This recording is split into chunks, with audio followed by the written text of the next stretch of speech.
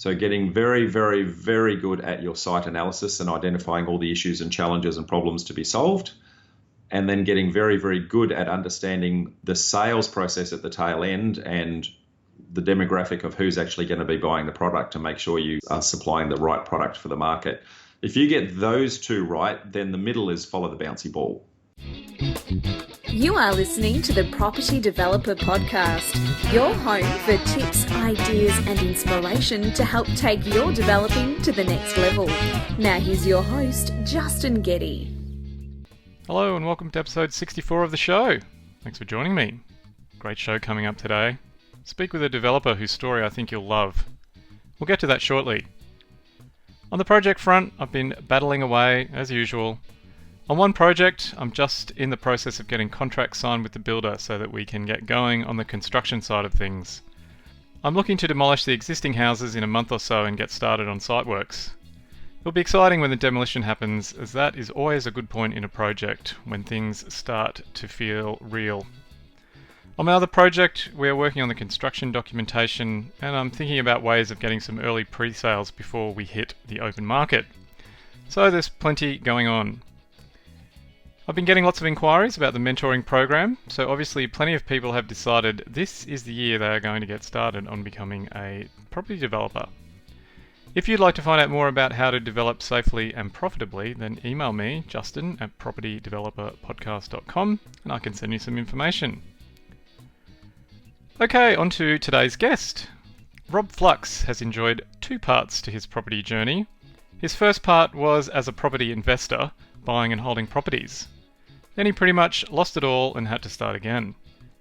In part two of his career, he used development as a way to quickly regain his lost wealth. Not only has Rob completed a number of development projects along the way, but he has grown one of Australia's largest networks of people interested in property development. In this conversation, we talk about the importance of mindset and tackling problems, return versus risk and time, and how he runs his business to ensure regular deal flow and project completions. Keep an ear out for Rob's view on profit sharing. I think you will enjoy this discussion, and I started off by asking Rob the usual question about what food he would eat until he was sick. I wasn't prepared for that one. It would definitely be some form of curry. I'm quite partial to spicy things. I love a very good vindaloo. So yeah, I'll say vindaloo. Ooh, you're the first person to say vindaloo on the show. What is it about a hot spicy meal and particularly a vindaloo that you enjoy? It gets the adrenaline pumping whether you realise it or not. It just makes you feel alive. Well, it certainly makes your mouth feel alive for a good 24 hours because you remember it tomorrow as well. So. Well, I hope you take precautions and put the toilet paper in the freezer before you start eating one. Thank you, mate. Thank you. All right, Rob, well, we're here today to talk about developing as usual, and you're an active developer. You've also got a property developing network that you've pulled together in a community, but can you give us a bit of a background on yourself, how you got into property and how you got into developing? Sure. I've been in the property game for a little bit over 32 years. I started out with buying my first house at the age of 18 and my first investment property at the age of 21 after reading a book by a lady by the name of Jan Summers. Jan was one of the first educators in that property space back in the day, and she taught very much buy and hold negative gearing, and of course that's what I did. So I did 20 odd years of that. I guess before finding wiser ways of making money. But the negative gearing side of things worked really well. I owned my first house outright at the age of 24 and was well and truly on my way to financial freedom, and mathematically would have made it at the age of 38 and got divorced at 37. So I guess a good opportunity to reassess my life and reassess whilst I loved property. I didn't want to wait 20 years to do it again the second time round. And so I embarked on how do I actually fast track it and add value to the cycle rather than waiting for the market to do the heavy lifting for me. That's kind of how I got into the development side of things. in doing that, I pretty much paid for every education course that I could come across, and multiple mentors and multiple coaches along the way, and paid anywhere from 25 to 40 odd K for some of their programs. And I found that they were all pretty much lacking in two things. And one of them was the low level nitty gritty detail. And one of them was the mentoring support that you got was very generic. And so I got a few mates sitting around my kitchen table. We all figured none of us knew everything, but collectively we knew a few things. And we started helping each other's projects out. And as one mate invited another mate and they invited another, kind of outgrew the lounge. And then all of a sudden I found I was running a public networking group. And that was coming up to 8 years now. So we're over 7.5 years, but not quite 8. We now are the largest networking group of its kind in Australia, have just under 8,000 people in our community, and we run monthly events in Brisbane, Sydney, Melbourne, and it's kind of gotten a little bit out of hand, and what I like to think of a drinking club with a property problem. What do you think drew you into property initially? It was one of those things where I came from quite humble beginnings. Mum and Dad were not very well off. I grew up in Darwin, and anyone who knows anything about Darwin, Cyclone Tracy took the town out in Christmas of 1974, and my parents were part of that process. We had an 8-month-old house that was not insured. Mum and Dad had put everything into that, and it got blown away by the cyclone. And so they had to start again from very, very humble beginnings. And I saw the sacrifices they made for me, and that Dad was doing shift work, wasn't able to see me and spend much time with me. Mum would do all the running around that she could, but they just didn't have a lot of money. And I didn't want, I guess, my kids to go through that sort of suffering later on in life. And so I set about being, I didn't want to be the same. So I set about trying to be very, very entrepreneurial. I started out being entrepreneurial in non-property related things. At the age of 14, I used to deliver junk mail into letterboxes. And at the age of 15, I had the opportunity to manage the entire distribution network. And so I took that on and then started outsourcing other people doing the work. Took that on very quick. Did things like pushing trolleys, and I found that working hard was not best. There's only an hour you can put in and you get an hour's pay. So I figured must be a better way. And that's where I started reading and came across Jan, and yeah, the rest is history. And so I might break your property career up into two halves, your first Absolutely. half and your second half. So with the first half, when you were investing in property, were you doing any value adding or renovating, or were you just acquiring properties and holding them? So was definitely value adding from time to time. I wouldn't say that was my primary objective, but what I learnt in holding a few of those properties, that inherently, why is this not renting? And, there must be a reason, or the rental return should be better than this. And so I kind of came across the value adding through serendipity rather than it becoming a deliberate strategy. And it was then, okay, adding value is worthwhile. So now I look for opportunities to add value, and it's kind of grew organically rather than being a deliberate approach. And that's why when I started the second half of the career, I saw the value adding part of it and thought, well, that's clearly the better way. And rather than buying someone else's finished product and paying retail price, I wanted to be the one creating the stock and creating it at wholesale price. And so were you doing the renovations yourself back at that point? No, I have very soft IT hands, mate. I spent 20 odd years in IT, and before that I used to fix TVs and videos as a day job. And so it's one of those things where these hands have not done a hell of a lot of hard labor. Yes.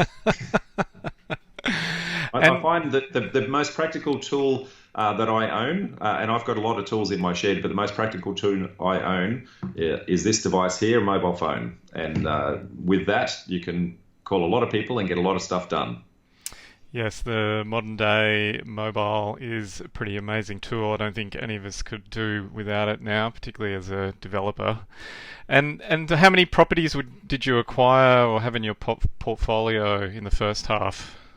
Well, I'm going to. This is a little bit of a trick question, Justin, because it's not how many you acquire; it's how good they are. And by way of example, I'll put it back to you that I own 3 properties that generate collectively about $210,000 in rental income. So, comparing collective properties is not the measure. It's how much passive income that actually generates. And so I had less properties, but they were doing very, very well. And I similarly keep that approach today. It's really about how do I get the right kind of properties in the right places, generating the right returns. I was curious more from the point of view of, had you accumulated 6 or 7 or 8 or whatever number of properties? It would have been in the vicinity of 8 or so. I'd have to do the actual count, whether it's 7, whether it's 8. But yeah, I'm at 15 at the moment. But of the 15, there's only probably 4 or 5 that I really care about. They're the ones that are driving the machine, if that makes sense. Everything else is, I guess, a means to an end. Yeah, and that's where I was heading with the question. Are you finding in your second half of your career that you're able to generate or create properties that you may have less of them, but that they're more valuable than the 7 or 8 that you accumulated in the first half when you're just sort of buying and holding and creating a little bit of additional value?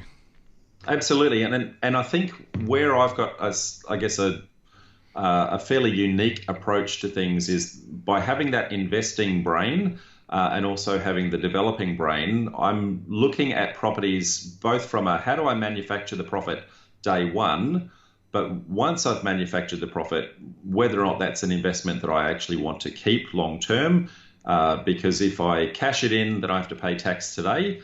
If I keep it, then the market's going to do further heavy lifting for me, but I've effectively kept the profits of my deal. And so the ultimate outcome for any developer is to keep the profits of their deal, have that owned outright, and doubling in every 7 to 10 years as the market does, and having passive income that allows that to then be extra serviceability for the next deal that you're going into, so you can just start ramping up the size of your deals.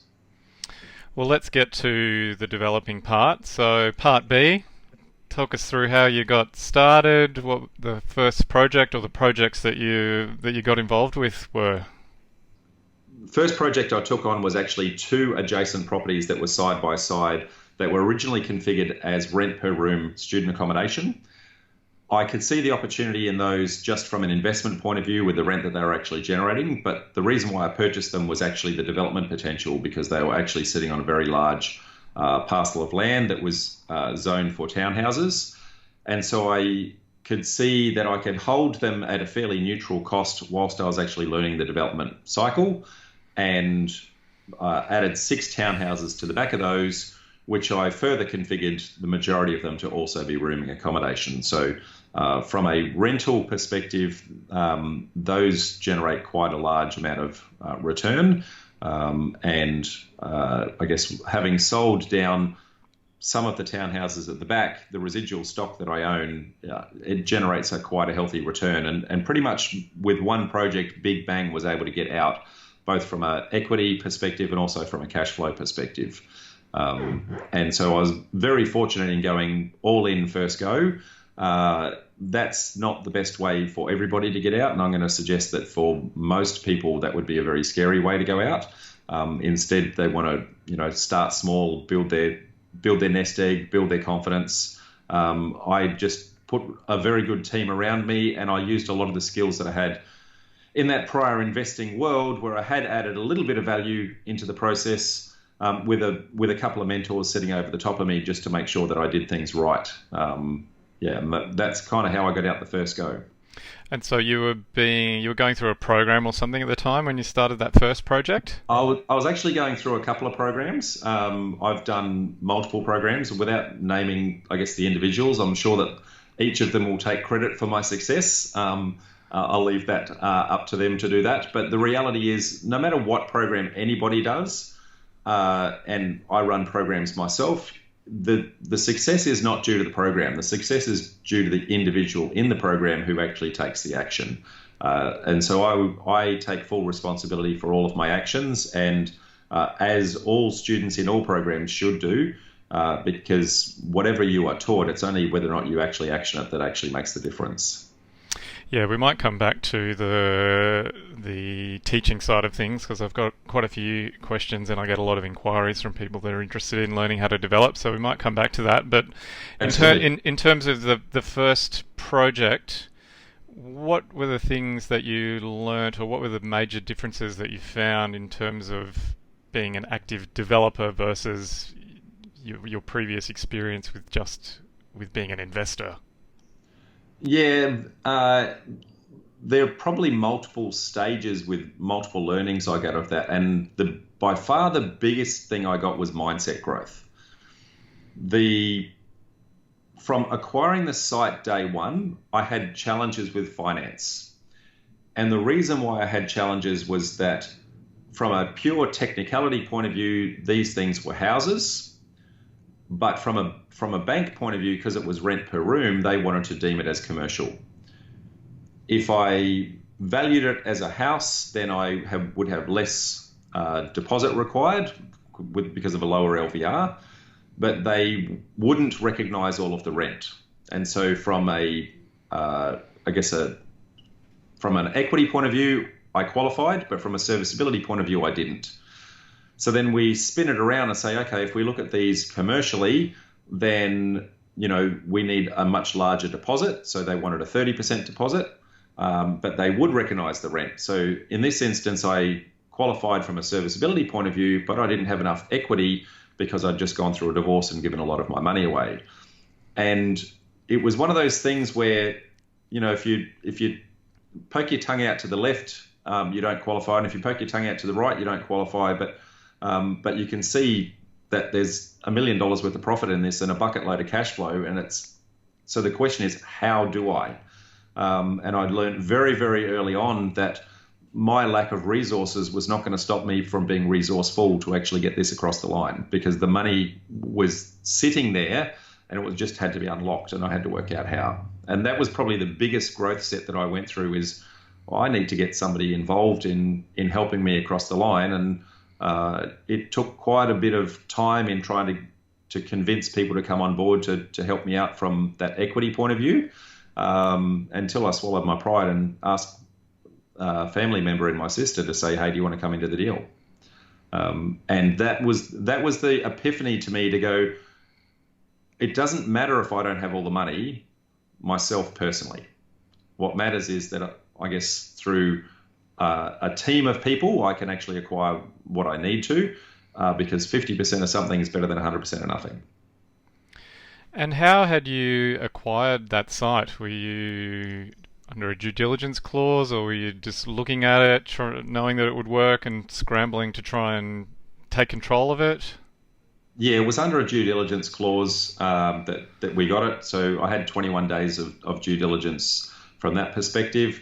And I think it was a 45-day settlement. It was very clear that the money was there. It was just, how do I make that happen? So. Okay, and then moving on from there, what other projects, or how did you progress after that? I've done, I guess, a myriad of things. And in the early days, I didn't really have any strategies in mind. And it was just kind of looking everywhere at everything. So I've done units, and I've done townhouses, I've done splitters, I've done subdivisions, I've done options contracts, and it was a little bit of jack of all trades and master of none. And I found that I was not getting the traction that I wanted as fast as I wanted in going through that process. And the irony was that as I was doing that, the the things that I was seeing in my network were people doing exactly the same. And so I decided to try and narrow down my focus to a very simple strategy that allowed me to just do a cookie cutter rinse and repeat type project that I can almost do blindfolded at the moment. So small scale land subdivisions is my I guess chosen strategy of choice. I can do that with very minimal input. My projects typically take around 9 months from acquiring the site through to payday, and I can run multiple projects at a time, which allows me to fly around the country and do the things that I do. And if you smooth it out over time, every 3 to 4 months there's a payday coming in. So whereas if I did townhouse projects, many of the projects take 2.5 years to a payday. So I just get a regular paycheck, and I find that nice and easy to do. Well, 2.5 years, that seems quick at the moment. But anyway, that's another story. When you say... I think that's very subjective to what part of the country you're in, Justin. So I know that in your neck of the woods, I guess councils in and around Melbourne are notoriously slow. But as you progress around the country, you guys would probably want to be one of the slower jurisdictions to get your approvals through. Yeah, well, I'm going to avoid bashing the councils because I'll be on a long soapbox rant if we start doing that. But this isn't bashing council. It's the whole combination of, I guess, state and federal. So it's state and local government combination that each state has addressed that differently, and I think there are lessons to be learned from all of the states. That if we could get utopia, I'd like to get some bits from Victoria and some bits from New South Wales and some bits from Queensland and combine them all together and create a national program. That'd be awesome. But yes, keep watching Utopia, Rob. Keep wishing for it. I just think with Australia's population growing, and particularly in Melbourne and Sydney, but I'm based in Melbourne, so I see it firsthand. We got a lot of people moving in, and in order to keep up with the production of housing, there needs to be a more streamlined approach to planning and decision making, and that isn't happening. And you're just having to get more and more reports done and delays in decisions being made, and it's just slowing everything down and adds a lot of cost to the finished product, which ultimately the purchasers pay for. I couldn't agree more, and I'm going to say that one of the best places with regards to that, I think, is New South Wales, where state government several years ago took quite a bold approach to mandate that all the councils have to have common zoning names, have to have a common reporting portal, that sort of thing, and they've created complying development codes that are state government driven that push down. It's early days for that to get 100% full traction, but that's really where I think that nationally we all need to be moving to, so that all of the councils have some consistency in their methodologies. Yeah, I agree. That would make sense. But wasn't there a revolt by the councils when that was brought in and it got suspended? So you're talking about elements of that, and that's for elements of the complying development code. But that's very typical of anybody relinquishing power. Is they're afraid of the unknown, and some councils push back, and some councils embraced it, and the ones that have embraced it are racing ahead and getting much of the growth happen in their area. And I think some of the other councils are looking at that going, hey, maybe we should have done that. Mm-hmm. Now, you mentioned that you were doing small-scale subdivision. Can you just elaborate on what that means? What does it look like? Yeah, so very much infill development. So amalgamating 1, 2 or 3 parcels of land, I guess typically inside the 15k ring, and where possible within the 10k ring, and carving blocks up, and if we can keep the existing house, awesome. If not, knock the house down and carve out a couple of blocks of land inner city. So what is called missing middle, and creating different kinds of stock that fit different kinds of demographics. As you said, we've got massively growing population, but we've equally got a massively aging population, and so people don't want to move out of their areas. But if we can keep them in their area, but with a different kind of stock, then that's really utopia for what they're looking for. So you're just selling off the land? You're not building anything on it? Is that my understanding? No, I do a combination, and this is a really from a methodology point of view, I teach something that's really going to sound a little backwards, but when you actually think through the logic of it, actually makes sense.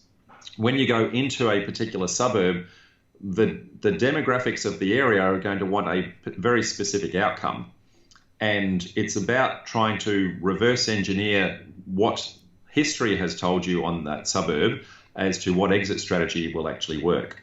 So in some suburbs, exiting as land is going to give you the best return on investment because that particular demographic want to build their dream home and they want the vacant parcel of land to do that on. In other areas, if you sold it as land, you wouldn't make any money. So taking that all the way through to construction is the best outcome. So it's really about understanding each particular area and what that particular demographic is after. So sometimes I construct and sometimes I don't. And it's really subject to, I guess, the area I'm in. Okay, thanks for clarifying that. And so with your projects, are you doing a lot of joint venturing now, or are you self-funding them all? How are you getting the projects done? So I like to refer it as D, all of the above. From an order of hierarchy point of view, if I've got my own money because it's just been freed up from a deal, then obviously I'm going to try and do a deal using all of my own money and get to keep all of the returns. But I have a permanent deal finder on staff, and they will inevitably find more deals than my cash flow alone can take. And so then I look out to my network, and I've got plenty of people who want to invest in me and my projects. And it's, I guess, look down the food chain to see, well, who fits the particular profile of that particular project. My ideal outcome is a single investor per project rather than a syndication. Makes it much easier from dealing with multiple personalities when you're trying to run a project, and that then inherently, depending upon, I guess, the net worth of that individual, can constrain what projects they go into. So, but luckily, because I'm doing bite-sized projects, getting people to fund that as a single project isn't typically that hard. And how would you structure a deal like that? Do you come in as a development manager or a project manager? Can you give us a bit more detail about how you might typically approach that? Yeah, so I've got a very detailed 40-page joint venture document that we've built over time that allows us some very good flexibility where we can either joint venture with the existing landowner or joint venture with an external monetary partner, or both, with the same document, just the way that the document's been written and templated, and that gives us ultimate flexibility in doing that. So as a JV partner, I'm effectively running the deal as a development manager, and just a basic profit split type arrangement at the end of it. Okay, and give us a taste about the number of projects that you'll be running in a year, or that you've got running at the moment. So I've just exited out of one at the moment, so I'm down to 3 projects at the moment. So I've got a 1 into 3 that I've just completed. I've got a 1 into 4 I'm in the middle of. I've got a 2 into 5 that I'm in the middle of. And a 1 into 2 that I'm hoping I'll have a final contract on the second block on that today, and that means technically I'm out of that one too. So, 6 and below from that infill land subdivision is very easy to achieve, and just cookie cutter stuff. And given your experience, are there particular parts of the developing process that you focus more on these days? I'm going to say the most important part of the process is at the 2 ends, so top and tail of the project. So getting very, very, very good at your site analysis and identifying all the issues and challenges and problems to be solved, and then getting very, very good at understanding the sales process at the tail end and the demographic of who's actually going to be buying the product to make sure you, are supplying the right product for the market. If you get those two right, then the middle is follow the bouncy ball. Where I see people struggle is that they aren't very good at their site analysis and they miss a problem. And so because they've missed a problem, that cost never gets captured in their feasibility. Their feasibility looks fantastic, but when they go to run the project, then invariably that problem's still going to occur. So my biggest guidance would be get very, very good at your site analysis and identifying all the issues and challenges you're going to come up with. And have you got any examples of the sort of stuff that gets missed by people in that initial sweep of the site? I guess there's, at a very high level, your zoning is your maximum potential, and there are a ton of constraints that determine whether or not you're actually going to reach that potential. And most people don't really understand what constraints are going to limit that capability. And when they're naive in the process, they might see an overlay that has been benign on 3 or 4 other projects, but in one particular instance triggers a massive impact. And so it's being able to identify where that might come into play. So, for example, if you've got a small amount of water on, traversing the corner of the block, it might have no impact at all. If it may not even be on the block itself, I had one of my students come to me the other day with this one where the overlay doesn't even technically touch their block, but the water is on the road out the front, which means that you can't get flood-free access on and off the site in the case of an emergency.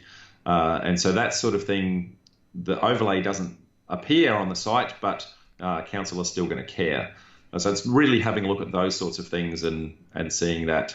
But when you talk to any real estate agent on earth, they're going to try and sell you on the zoning and the maximum potential, and they'll conveniently forget, the constraints that apply.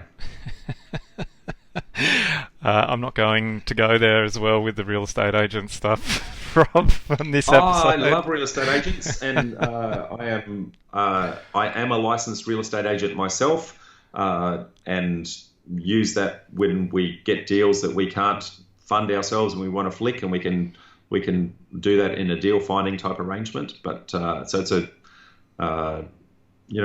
they're a necessary evil in the process. Oh, look, it's like anything. There's really good agents, there's ordinary agents, and then there's bad agents, but it comes back to you being responsible for ensuring that the site that you're looking at or that you're going to purchase ticks all the boxes, and that's your obligation and responsibility as a developer. Correct. And then at the tail end, making sure that you're building the right stock. What do you do to ensure that you're ticking the boxes there? Well, make sure that I'm an area expert in the area. I try not to go into areas I don't know anything about.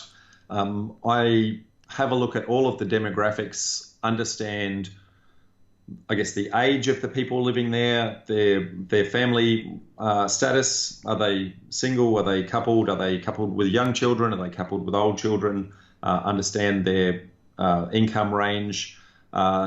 Looking at the services that are in the area, I look at supply and demand of, the stock that I'm anticipating and seeing what competitors are doing things. So it's really having a very good rounding of that particular area and being an area expert that gives you the insights to know instinctively if the product you're creating is the product that's actually going to be in demand.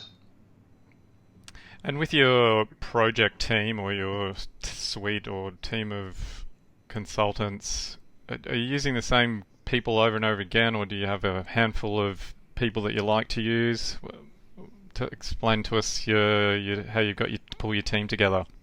Yeah, there's a core team that I use all the time. So my town planner, civil engineer, architect, accountant, lawyer, those sorts of things. and surveyor, I should say, they're probably the core team. Anybody else is really subject to the particular project at the time. So what is the particular issue? So if I happen to be doing a project near a main road, then I'll need a traffic engineer. If I happen to be doing a project, I guess, near a local park or something like that, I may need a bushfire consultant because of some impacts there. So it's really scaling up on those extra consultants based on the recommendations of my core team as to who they've worked with and the feedback they've got from them. So I don't need to have all of those guys in my team all the time, but certainly they are. I do have a core set. Okay, good. And tell us, what's the biggest pickle you've ever found yourself in when it comes to your developing? In the early days, I had a project where I identified an issue on the site. I went to the consultant that I had at the time, and I'll qualify at the time, that I said under due diligence, look, I know there's this particular issue, and the issue was overland flow on the rear of the site. I know there's a particular issue here. I can see that somebody did a development 2 doors up the road. They've actually done an overland flow study. So I've got the copy of the results of that. Can you please review the copy of those results and make sure that we're actually going to be not negatively impacted? And the consultant came back with a, yeah, she'll be right type approach. And then when we actually got into the detail of it, they went, oh, actually, we didn't look at that report at all, and maybe we should have. And by that point, we were already unconditional. And so you rely on your team, and when you have an excellent team, you're going to get excellent results. But when you have a less than excellent team, you're going to get less than excellent results. And so that consultant is no longer part of my team. And the consultant that was able to solve that dilemma is now a permanent fixture. Oh yes, I've had to vote lots of people off the island when it comes to being part of the team, unfortunately. Yeah, and as you scale over time, your consultants may ebb and flow because some consultants specialize in certain size and certain type deals. So I do have some, I guess, tag team members of my team that, for a particular project, I'll go down a particular consultant. But yeah, largely, I try to keep the core team intact. And then what was the solution to your overland flow path problem? Yeah, without going into the politics that sit behind it, we managed to find that council records were not quite as accurate as they had indicated, and we were able to argue the case that perhaps council was wrong. When you can demonstrate that in the bottom of a valley, one side of the hill receives water and the other side of the hill does not, water tends to flow fairly evenly on both sides of the hill, and we were able to demonstrate that to council and show them that perhaps their records were not quite as accurate as they could have been. Oh, good. I'm glad you managed to find a way through that. And tell me, what do you reckon you've learned about yourself along the way?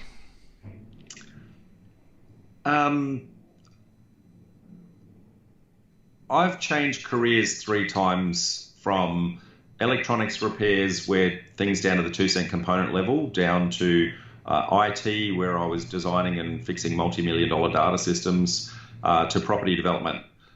Each and every time, it was all about problem solving and finding the way through. And so what I have really built up is a resilience to seeing a problem and knowing that the problem can actually be solved.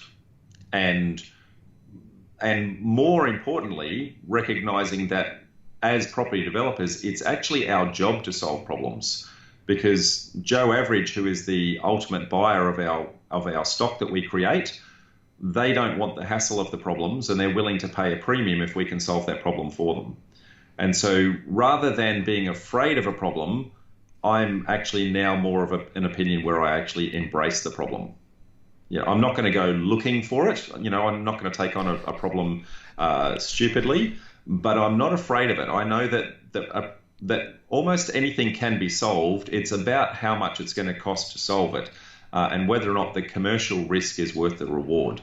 And so by not having that fear, I can and have taken on opportunities that other people have run away from, and I've made significant money from it because I've seen the solution that others haven't. Yes, I often say that pretty much any problem can be solved in property developing. It just takes time and money, and the really sticky ones take both. Correct.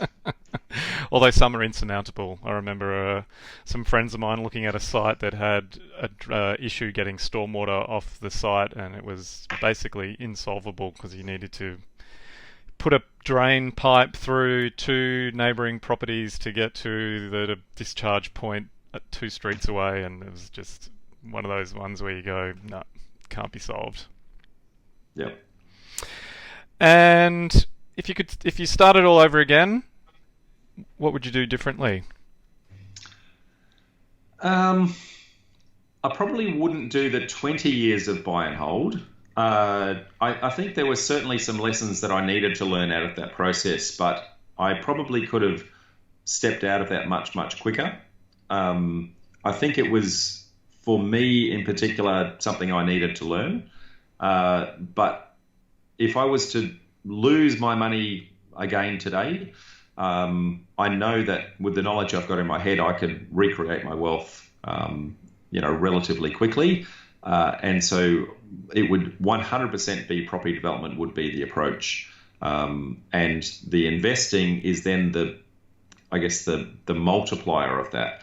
So property development makes the cash cow, and property investing makes the cash flow. And it's really those combinations that's really the killer, by manufacturing your profit and then keeping that for passive cash flow moving forward.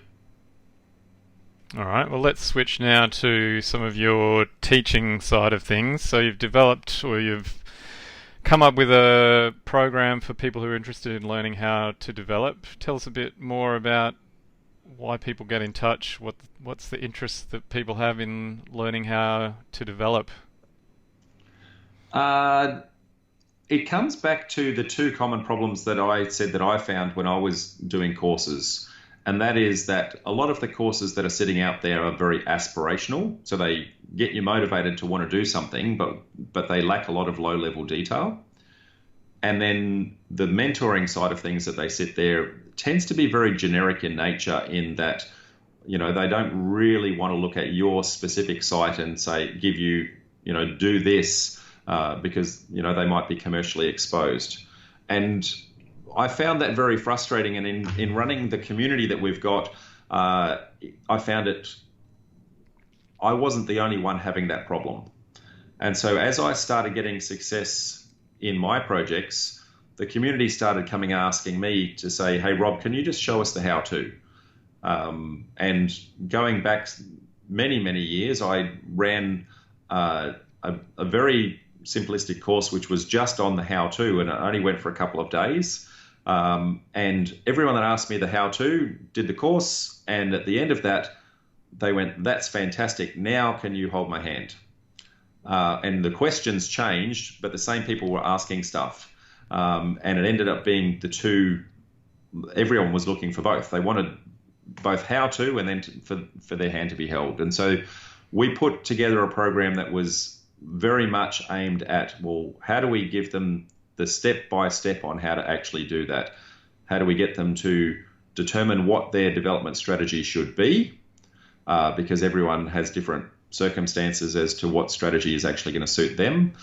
How do we get them to determine, a 5-year roadmap on the kinds of projects that they need and the size and scale of those projects if they genuinely want to meet that financial freedom goal that they all claim to have? And what are the action steps that they need to put in place to actually make that happen? And that's really the foundation piece of what we're trying to get them to do is build a plan that they can then start to execute. So we combine, coaching, which gets people to actually take the action that they need to follow that plan. And because we find invariably people get in their own way and life gets in the way. And whilst we while we have all the right intentions to actually execute, the kids are busy and the family gets in the way. And so we get into their headspace and actually kick their bums when they need to and pat them on the back when they've done it. And then we also combine that with the mentoring side of things to say, well, when you're actually taking the action, we want to make sure it's the right action and that it's actually going to get you the traction that you actually need. And it's really trying to combine those two together. And what do you think holds people back from getting started? Because I get a lot of people contacting me saying they really want to learn how to become a developer or they really want to get into property developing, but I don't see a lot of them actually taking practical steps to making that happen. So in your experience, what's holding people back? Mindset. So the reality is that it's 20% skill, 50% mindset, and 30% effort. And the mindset side of things is them telling themselves stories, typically through social conditioning with their friends and family and that sort of thing, that property development is actually scary and that you can't do it when you've got no money, and that there are no deals in your area and that your strategy doesn't work, and they're being told these things from people who are not property developers, their friends and relatives, and so it's the fear of the unknown and they don't take it on. And once they get through the mindset obstacle of actually there's solutions to this stuff, I've just got to learn how to, that's when they get the breakthroughs. Well, that's good. And you've got quite a big network, and I think you've got public groups, don't you? People can join in on Facebook or things like that if they're wanting to lurk around and just have a look, or they're interested in just seeing what people are asking. Yeah, we've got a number of different ways of actually engaging with us. We've got public Facebook communities that they can find. So go to Facebook and search for Property Developer Network. We also run monthly networking events in Brisbane, Sydney and Melbourne. And, they can come along to those communities and start to meet people that are actually doing the do. For us, it's very much trying to make it a family and a community. And right from the very start, that 5 people around the kitchen table experience in helping each other out, we've continued that mindset and that methodology. So the community that we have built around us is very supportive and very much pay it forward and help someone else first. Because we all know that we all had our first project. And we all know that we were fearful when we went into our first project. And so if I can inspire somebody to get into their first deal and become successful, then I put the onus on them to then inspire the next person to do the same. And that has resonated through our community very, very well. And given your exposure to these groups and people pretty much down the East Coast, what's your view on the future for property developing in those markets? I know that's a very broad statement in terms of talking about general markets, but do you have an overall view about the future? I think there's probably layers to that answer. There's the full-time professional developer, who is a very, very commercial scale, and what is going to impact them is going to be very different to the community that is largely in our group, which is the small-scale mum and dad developer who, have intentions to grow into that commercial developer. And they're very slightly different market drivers in each of them. The beauty of the changing demographics that we've got in Australia is that there is a sweet spot for the up-and-coming mum and dad developers that the commercial guys can't scale down to. So that's a combination of our aging population that are wanting to downsize, and they had the the big backyard of the past, the great Aussie dream. And now they're getting to the point where the big backyard is no longer able to be maintained because they're getting a little bit too old to maintain it. And they've been sitting on this one asset for 20 or 30 odd years that is their one and only time to cash in from a retirement point of view because they didn't have self-managed super funds back in the day. And so these guys are looking for opportunities to cash in. And so we can be quite creative in those smaller infill developments and how we actually help those people trying to downsize in being able to get a better return, and in creating stock that the growing population that we've got actually require. And so we've got a growing population where over the next 25 years, we've got another 10 million people that are anticipated to be needing a home in Australia, which works out around 400,000 people per year across Australia, largely in Melbourne, Sydney, Brisbane and Perth is largely where 80% of that population is going to go. And they're all wanting to live in the same places that I guess the older generation are downsizing from. And the people downsizing don't want to leave the area because that's where all their friends and family are. So now we're creating a range of small-scale stock that fits those different demographics. So how do you have a property that suits an older generation and another one that's going to suit young upwardly mobiles, and all of this stuff needs to be created in the same area that it was before. And councils want us to do that because they don't want to be building new roads and new parks and new libraries and the like. So they want the infill development as well. So this missing middle infill development and small scale development has massive, massive opportunities that the big guys can't scale down to. And that's the beauty about this, is small bite-sized chunks, but just plenty of them. Yeah, I've always found that the returns on those kind of projects are not that fantastic and they're highly competitive. So you may have a different view on that, I don't know. Yes, I do have a different view. It really comes down to, are you farming in the right areas, Justin? So every strategy works, but it doesn't work everywhere. And so once you've picked your strategy, it's about looking at the particular areas where that actually makes sense. So I can show you areas where a subdivision strategy will never make money. I can show you other areas where it makes oodles of money. I can show you the same for townhouses. Once you've picked your strategy, you get an expert in your strategy that then should then inform the areas that you're starting to farm, and then that informs how you become an area expert in it. And so as a percentage, what sort of return would you be aiming to make as a minimum? Well, I'm going to be really controversial here, Justin, and I'm going to spin it on its dime. When we're looking at a percentage profit return, it's really, really important that we are actually comparing apples with apples. So when most people are talking about percentage profit on cost, they're talking about projects that are taking anywhere between 2 and 3 years because they're talking about the townhouse unit type projects. And the mythical number that we hear out there is a 20% profit on cost to a 30% profit on cost, depending upon which guru you're listening to.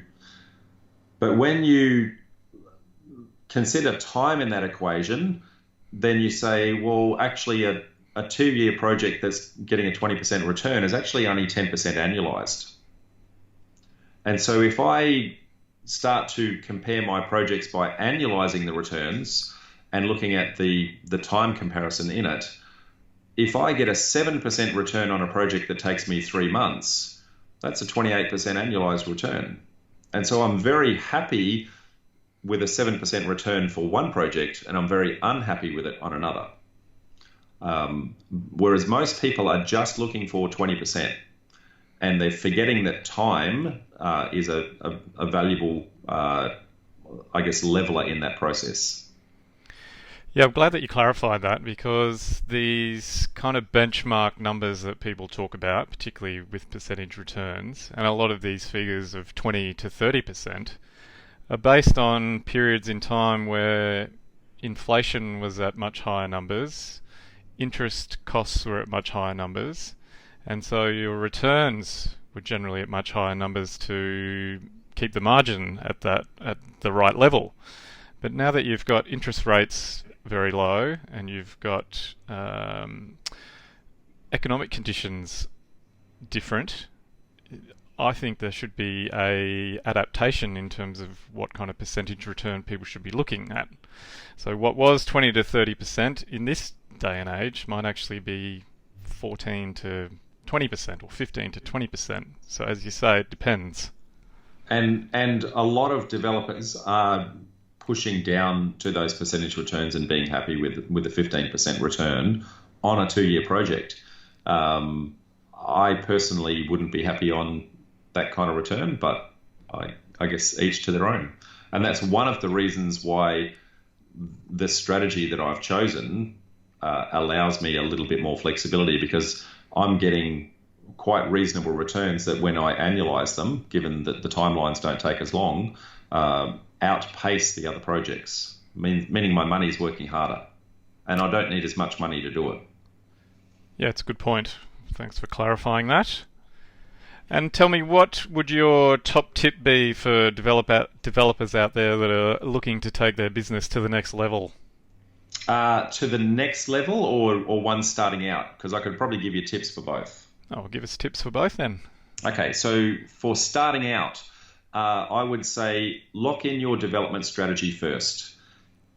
Too many people have bright, shiny object-itis, and they see their friends doing, one friend's doing a subdivision, the next friend's doing a townhouse, the next one's doing a rooming a common, and they flip and change between all the different strategies, and they're not really sure what to do. They start to learn a little bit of it, but they start to become jack of all trades and master of none. Whereas if they lock in one strategy, then the same amount of effort allows them to go much deeper in the knowledge of that one strategy, and so then they actually start to get traction. So that's probably tip number one. And so just to jump in there, and how do they determine what that strategy should be? Well, it's going to be personal to every one person. So it's going to be, what is your starting position from the amount of cash that you've got? It's going to be what is your risk profile from, I guess, how much money you're prepared to borrow and the kind of project you're trying to do. It's how long can you sustain a negative cash flow situation before you get a payday, because we only get paid when a project is actually sold. So if you can't wait 2 years for payday, then chances are a townhouse strategy is not going to work for you. You start to look at those sorts of things, and I've built a little matrix that I've put together to say, well, given the amount of cash, given my risk profile, given how long it takes, there's only 2 or 3 strategies that might actually fit my current circumstance. And when you look at that, you go, well, now it just comes down to personal preference. Some people love certain kinds of problems and certain kind of projects. Some people love being a renovator because they like picking up the paintbrush. I hate it, right?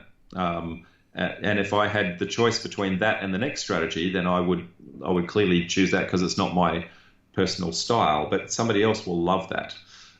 So it doesn't make it wrong. Personal preference should come into it as well. But yeah, it's plugging all those little variables in and going, well, given my circumstance, there's only 2 or 3 strategies that will actually fit.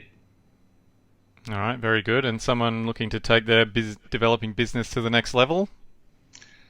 I'm going to say understanding your, and I have to be very careful that I'm neither an accountant nor a solicitor, so I can't give accounting or soliciting advice, but understanding entities and what you're doing with entities and having cascading entities will allow you a combination of asset protection, tax minimization, and tax deferral that allows you to defer when the tax is paid and use that timeline when your tax is paid to reload into another project and use 100% of the profit in the next deal before the tax is actually due, allowing you to escalate your projects faster. Okay, very good. So understanding your entities is the 2-second answer. All right, very good. And what do you reckon the best piece of advice is that you've ever been given? Ooh, I wasn't prepared for that one.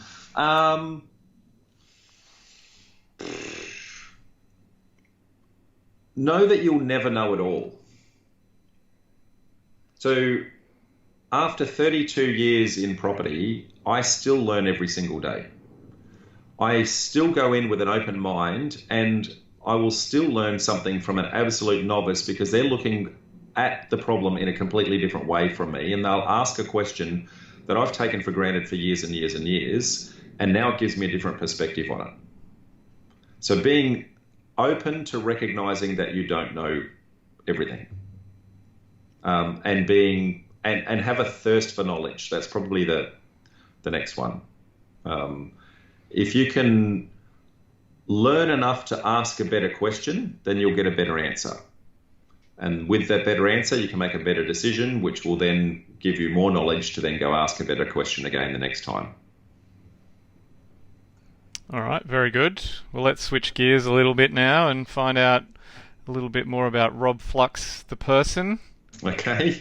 If you could sit down for lunch or dinner with any three people alive or dead, who would they be and why? Okay, so I'm going to say Napoleon Hill. Napoleon Hill wrote a book called Think and Grow Rich, which is about a 120-year-old book.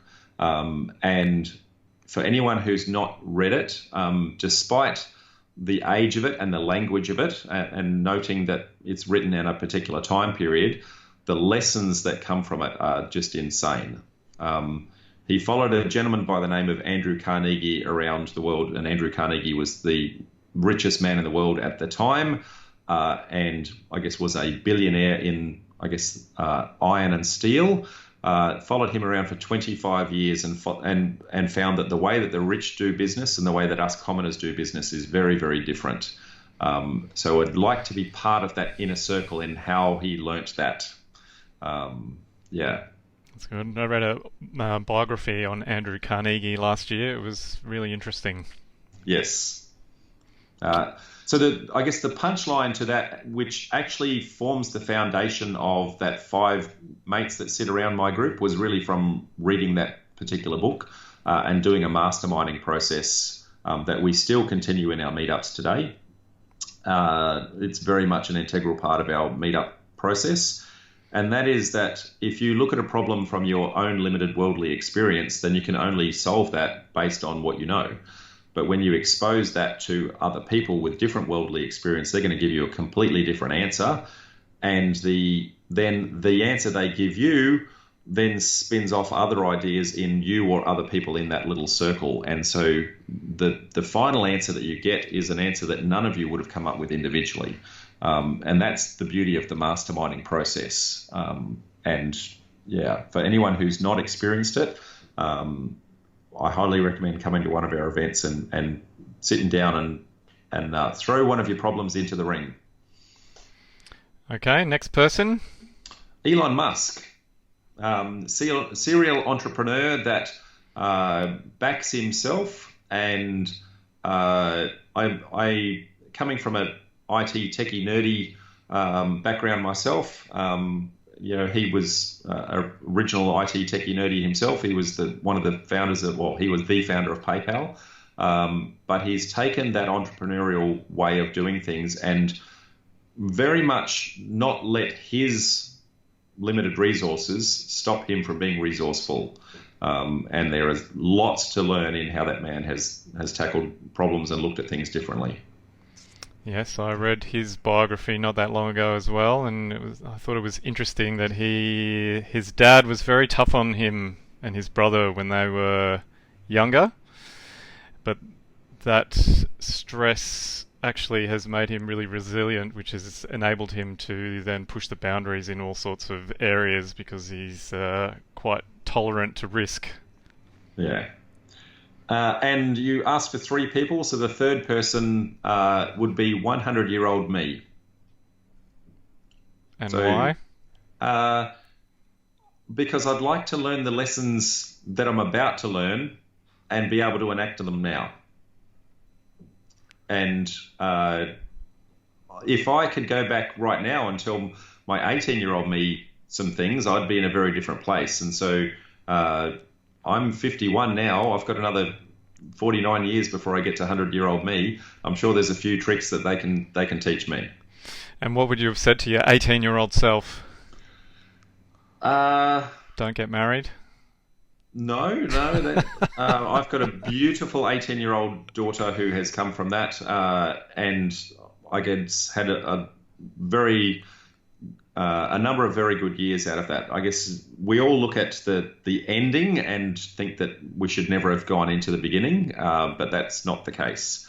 Hold no grudges for that experience, but no, I think, and it's taught me to be a better person. I'm probably a better husband now than what I should have been the first time round. So I don't wish that happened, but I'm kind of glad it did. So what would you have said to yourself then? Take better care of your hair? Well, I had a mullet back in the day, so God has punished me for burning up all of my hair in one go. For the listeners out there, Rob and I are both a bit short on hair on top. Yes, so yes, God has said, thou shalt have X amount of hair, and if you burn it in one go, that's the end. So, but I do find that getting out of bed now is just really brush the head and I'm done. So that's very convenient. I keep rudely interrupting without you being able to give us the advice you'd tell your 18-year-old self. Apologies. Advice I'd give them would be to trust yourself, to have faith that your ability to be resourceful will be rewarded, and that there is always an answer, and it's just really trying to be persistent enough to get the answer. Well, good. I hope your younger self takes heed of that advice. Now, if people want to find out more about you or about your network, where can they go, Rob? I have a website called developernetwork.com.au. And there's a number of links that come off of that, but probably the most relevant one would be /events. That will tell you how to get access to our meetups. It'll tell you how to get to our Facebook communities, and it'll also tell you other one-off events that we run from time to time as we go around the country. Yeah, and the meetups are a good way. I've been to some of them. They're a good way to learn, meet other people, and actually start finding out what's involved with developing for people that might want to dip their toe in the water. Yeah, absolutely. And just to round that out, we have industry experts every single month that talk about the current issues and challenges that are impacting that particular industry. So we've had town planners, civil engineers, accountants, property lawyers, finance people, bushfire consultants, disability consultants, a wide gamut of people in the industry come and actually present for us. And then we have somebody within the community who shares a real deal. So this is a warts and all story about how they found the deal, how they initially assessed the deal and the issues and challenges they thought they'd have, how much money they thought they'd make, what issues and challenge actually eventuated and how they solved them, and then what money they actually made. And they're not always the same. And so the point of it being that by being real, we can learn from our mistakes, and we can also learn from our successes, and that hopefully the next person doesn't have to make the failures. And it's not all about, hey, look how fantastic my project went, but it's more about revealing those problems I was talking about before, showing that they are solvable, and having people believe in the fact that they can take on challenges themselves and solve it for themselves as well. Yeah, I think that's the really important part. Learning how to develop is knowing how to solve the problem, who to turn to, how you find the answer. You don't need to come up with the solution, but you need to know where to go looking to find it. Correct. Ask a better question. All right, Rob. Well, thanks very much for sitting down with me and going through all your property developing history and experience. It's been really great talking to you, and I wish you all the best for your future projects. Perfect. Thank you, Justin, and thank you, listeners. Ciao, folks. Okay, there you go. I trust you enjoyed that chat with Rob Flux. I think we covered some good ground, and there was plenty of gold for you to consider. Here's 3 things that I took away from our conversation. 1. To succeed as a developer, you need a growth mindset. One thing is for certain on any development project: there will always be problems to solve. Some big, some small. The people who succeed in life are ready to tackle the problems and not let them become a barrier. They see things as on the way, not in the way. I like to try and embrace the challenges and see them as opportunities to learn and grow. The size of the problems you're prepared to tackle will be an indication of what you can achieve in life. So, are you ready to tackle little problems or big problems? 2. Reconsider how you view profit sharing. It is very common to see the bottom line in a feasibility and want to keep it all. But as the saying goes, 50% of something is better than 100% of nothing. By not being prepared to share the profit and the risk, you may not get to do a project at all, or you may be limited by the number of projects you can tackle. So maybe a reasonable profit sharing structure might help you and other people get further ahead in life. 3. What sort of return do you really want? I really enjoyed Rob's insight about being prepared to accept a lower return in exchange for less risk and shorter timeframes. Maybe doing 2 projects that net 7% in 1 year with little risk is better than doing 1 project that gets 20% return in 2.5 years with a lot more risk. Maybe a combination of short, low risk, low return projects mixed in with higher return, higher risk projects might be a way of smoothing out the returns while balancing the risk. It all depends on your risk appetite. Alright, I hope you enjoyed that conversation with Rob Flux. If you did, then you might want to go back and take a listen to my discussion with developer Davina Wong in episode 59. Davina has used some creative ways to get deals across the line, including getting streets rezoned. She's had to deal with plenty of challenges along the way and shared how she approaches them. In the beginning, we got knocked back, and I remember at that point in time, I tried to understand why council rejected it. Sometimes it's good to always understand that no is not usually the final answer. So we went back to council and try and understand why they rejected us so coldly. There's plenty of great insights in that chat with Davina, so be sure to head back to episode 59 and take a listen. Okay, don't forget, if you are interested in learning how to develop property, then email me about the Property Developing Mentoring Program that is available to help you get started. There's nothing like a guiding hand to show you the best way when you are starting out. So email Justin at propertydeveloperpodcast.com and I'll send you some further information.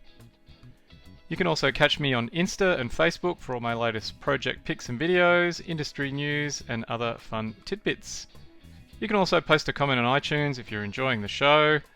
And of course, all the past episodes of the show can be found at www.propertydeveloperpodcast.com. So, until next time, let all your problems be opportunities to learn and grow. You've been listening to the Property Developer Podcast. Tune in next time for more tips, ideas, and inspiration to take your developing to the next level. For more developing love, make sure to visit propertydeveloperpodcast.com.